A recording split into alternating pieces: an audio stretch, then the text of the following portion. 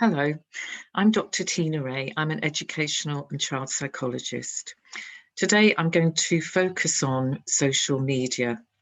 This is the sixth in my series of 20 sessions for teens and tweens, primarily focusing on well-being, mental health, and trying to provide children and young people with lots of various strategies that will really hopefully help them to maintain a better balance in their lives. So this session today is focusing on social media and our use of social media. It's something that I think maybe all of us, adults and young people alike, could benefit from actually really thinking about a little bit more. Right, at the outset, I think it's important to just stop and reflect. As I said, we need to think about this a little bit more sometimes. How much time do you actually spend on social media? How much time are you looking at your phone? How much time do you spend using Instagram, Snapchat, WhatsApp, TikTok, whatever it is? Have you ever really thought about how much time during every single day of the week you are really spending on these particular forums? Okay, is it time perhaps to think about this and to think about whether or not you need to change some of this behavior? I'm quite passionate about this because, like many psychologists who do my kind of work, I see lots of children and young people who are very addicted to social media. And this can be really quite damaging in the longer term, because that addiction, really, that really overuse of social media, should I say, does have implications. It can mean that you become more anxious, that you become more self-obsessed, that you become more worried about what other people think about you because you're comparing yourself all the time. So the effects of social media in many areas of our lives can be quite tricky to navigate. There's a problem here for many of us in terms of sleep. If you're constantly checking your phone, that's the last thing you're looking at night, then you're not going to bed in a relaxed state. You're not going to bed in a place where you can really think that you can just wind down and stop thinking about some of your worries. I think you can feel down, you can feel more anxious and more depressed if you don't have enough sleep. So it's really, really important to remember our brains just simply don't work as well when we don't get enough sleep. Problem two is around social comparisons. As I said, it's comparing ourselves to others. Very often what people are posting on social media are all their best bits, the things that they think make them look good, etc. And this isn't really good for us because we're watching this, we're looking at these images, and it seems to us then that other people are having so much better time than we are. Their lives are so much better than our lives. And of course, that's not always true because what they're presenting isn't always a reality. So it's really, really important. We tend to look at these things as well when we're feeling a bit down, and that just increases our sense of inadequacy. Then there's the like problem, problem three. Chasing those likes can really make us feel insecure and doubt our own self-worth. It can dent our self-esteem, our levels of confidence. So if we're always posting positive stuff, all the time, I think, we really do put ourselves more at risk of actually getting some of those negative comments, because of course some people may feel jealous and they want to then put us down if what we're doing all the time is post, post, post. So think about this, okay? Fact or fiction?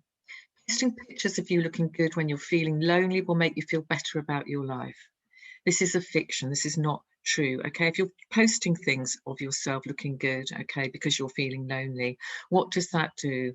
It really only makes you feel worse, because looking at other people's successes and other people's situations that seem so much more positive can make us feel jealous, dissatisfied, envious. We're fed up with our own lives then. We know that 80% of teens use Snapchat at least once a month, and 79% use Instagram at least once a month. What we have to remember here as well, just in terms of the legalities of all of this, is that to have a Snapchat or Instagram account, you must be at least 13 years of age.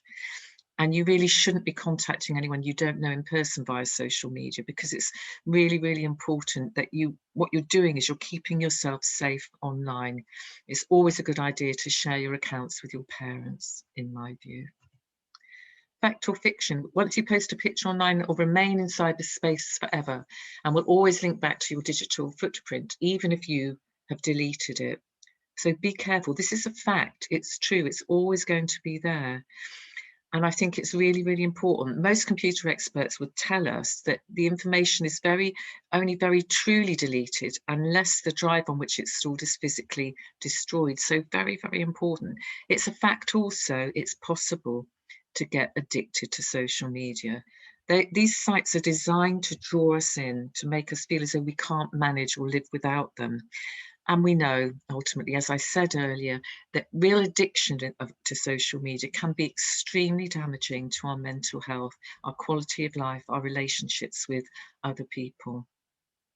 Over 50% of girls read fashion and beauty magazine Facts. Seeing body images of celebrities and models can reduce your self-esteem and increase anxiety. So a lot of what some of us are maybe looking at online, and it's all the stuff around what makes you the most beautiful, what gives you the best body, and that really can be problematic because it can reduce our levels of self-esteem if we're always looking at what we think is an image of perfection.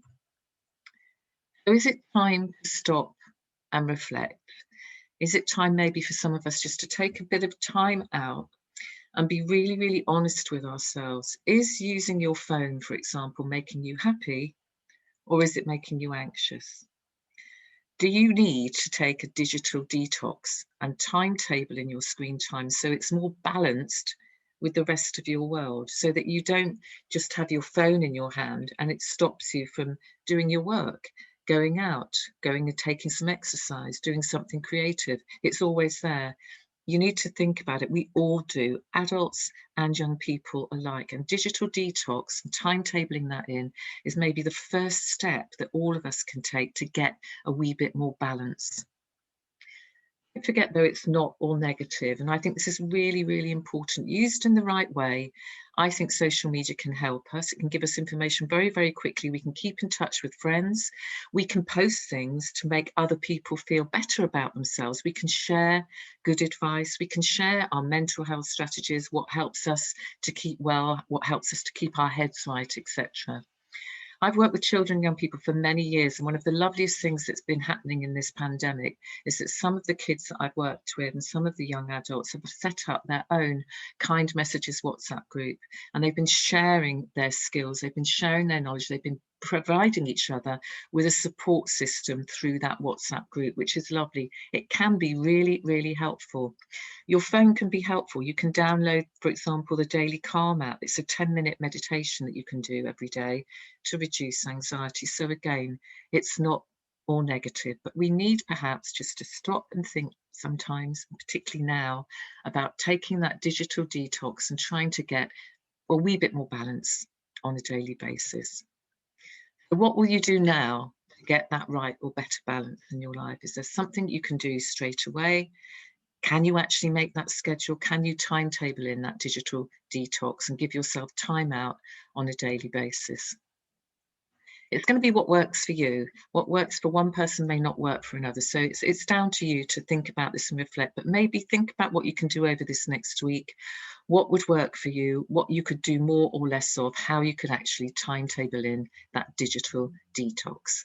Thank you very much for listening, and I hope you'll join me again in the next session in this series, which hopefully won't be too many days away now.